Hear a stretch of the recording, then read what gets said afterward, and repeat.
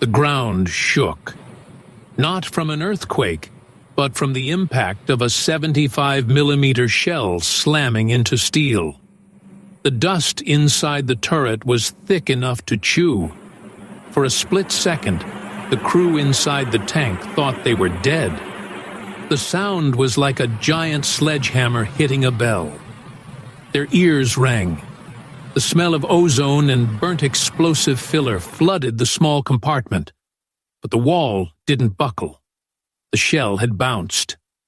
Outside, the American Sherman tank commander watched in horror as his round ricocheted off the sloped front armor of the German machine.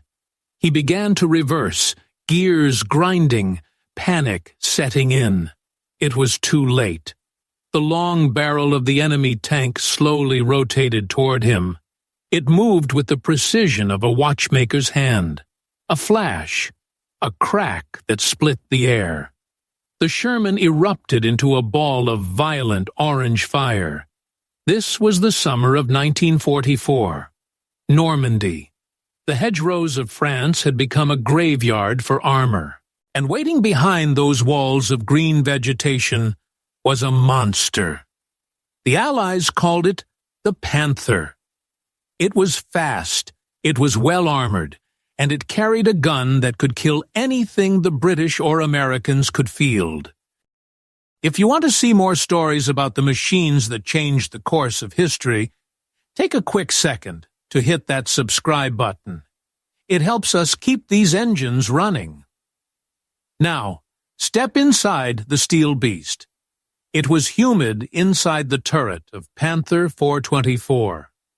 The heat from the transmission rose up through the floorboards, mixing with the heavy scent of sweat, oil, and unwashed uniforms.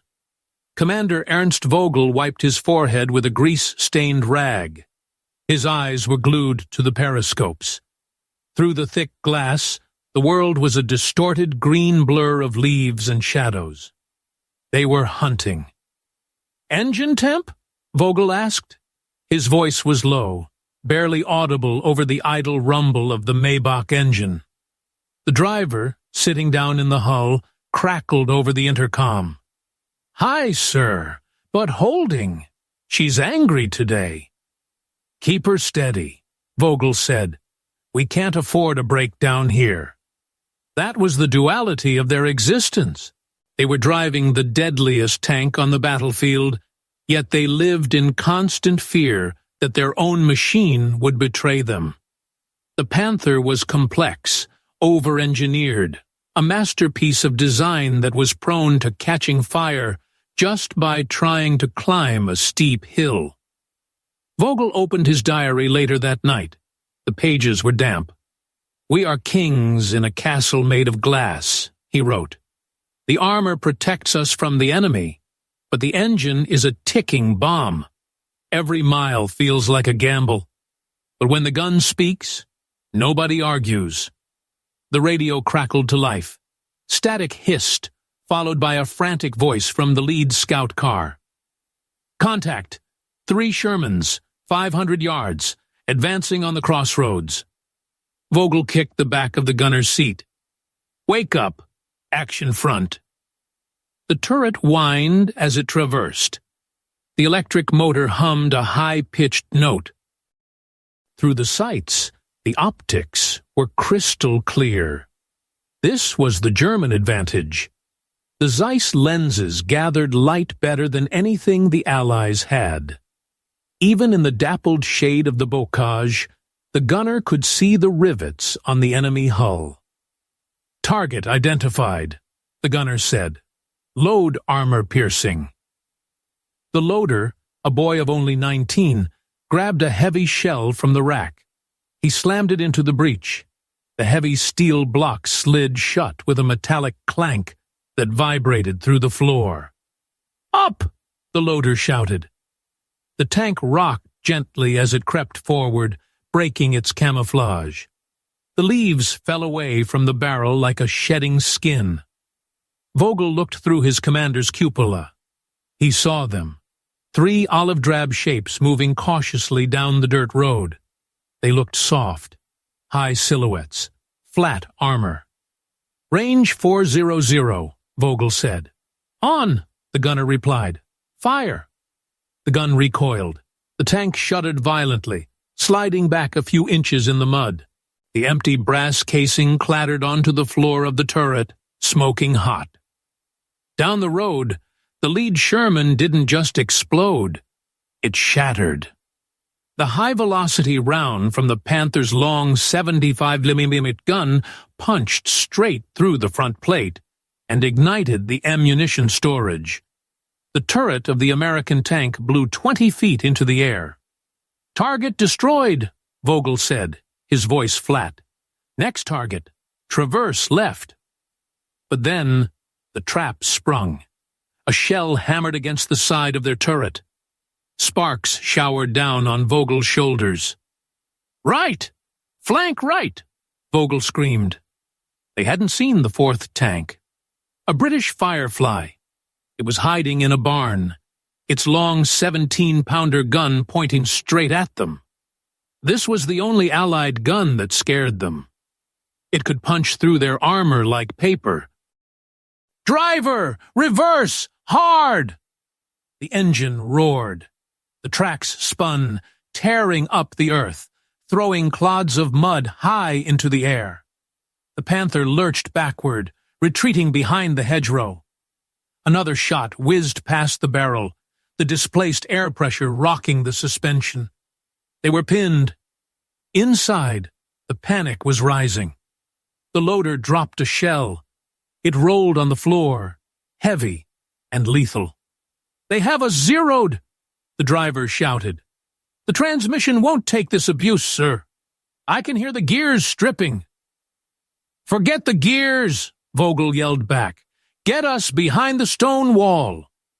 The Panther was a 60-ton Predator, but in the tight confines of the French countryside, it was like a tiger in a cage. It needed range. It needed space. Here, it was vulnerable. Vogel peered out again. The Firefly was advancing. It knew it had them. He took a breath. The smell of cordite was choking him. "Stop," Vogel ordered. The tank jerked to a halt. "Gunner, that barn wall. Can you punch through it?" I think so, sir." "Do it! He's behind it. Don't wait for a visual. Shoot the wall." It was a desperate move. A blind shot. "Firing!" The cannon roared again. The high-explosive shells slammed into the stone barn. The wall disintegrated in a cloud of gray dust and rubble. For a second, there was silence. Then, through the dust, a secondary explosion. A gout of flame shot out from the ruins of the barn. They had hit the Firefly. Vogel slumped back into his seat. His hands were shaking uncontrollably. "Load fresh," he whispered. "Scan for more." The loader was hyperventilating in the corner. Vogel reached down and grabbed the boy's shoulder. "Look at me," Vogel said. "I want to go home, sir." "We are home," Vogel said, gesturing to the steel walls around them. "This is the only home that matters right now." "Load the gun." They fought for 3 more hours. The Panther held the crossroads against a dozen enemy vehicles. It was a mechanical marvel of violence. Its sloped armor deflected shot after shot. Its gun turned the road into a burning junkyard of American steel. But the machine has limits. As the sun began to set, painting the sky in bruises of purple and red, the engine finally gave up. A seal burst. White smoke began to billow from the rear deck. Not from enemy fire, but from exhaustion. The beast had died of a heart attack. Vogel wrote in his diary one last time that evening, sitting in the grass 100 yards away from the abandoned hull. "It never failed to kill," he wrote. "It only failed to run. We leave her there, a monument of steel. She was the deadliest thing in the valley until she wasn't." They stripped the machine guns. They took the optics. And then they set the demolition charge in the barrel. A dull thud echoed across the fields as the internal charge went off, disabling the gun. The deadliest machine in Germany's arsenal was now just a pile of scrap metal. The crew walked away into the darkness, infantrymen once again. According to post-war analysis, the Panther tank was a statistical anomaly. It possessed a gun that was arguably the best of the entire war, the WWII-42. Its muzzle velocity was so high that it had a flatter trajectory than the heavy Tiger tank's 80 mm gun, making it easier to hit moving targets at long range. Its frontal armor was 80 mm thick, but sloped at 55 degrees. Effectively, this gave it the protection of 150 millimeters of flat steel. Standard Allied tank guns could not penetrate it from the front. However, the records also show the disaster of its logistics. The final drive units were notoriously weak. They were designed for a 30-ton tank, but the Panther grew to 45 tons during development. The gears would shear under the stress. In the Battle of Kursk, where the Panther debuted, more were lost to mechanical breakdown and engine fires than to Soviet action. It was a weapon of terrifying potential, crippled by the rushed timeline of a losing war. If you want more forgotten stories of real people who lived through World War II, subscribe. This channel exists to bring their voices back. War creates legends out of steel and fire. But in the end, the rust always wins. The Panther was the predator of its time. But even predators eventually go extinct.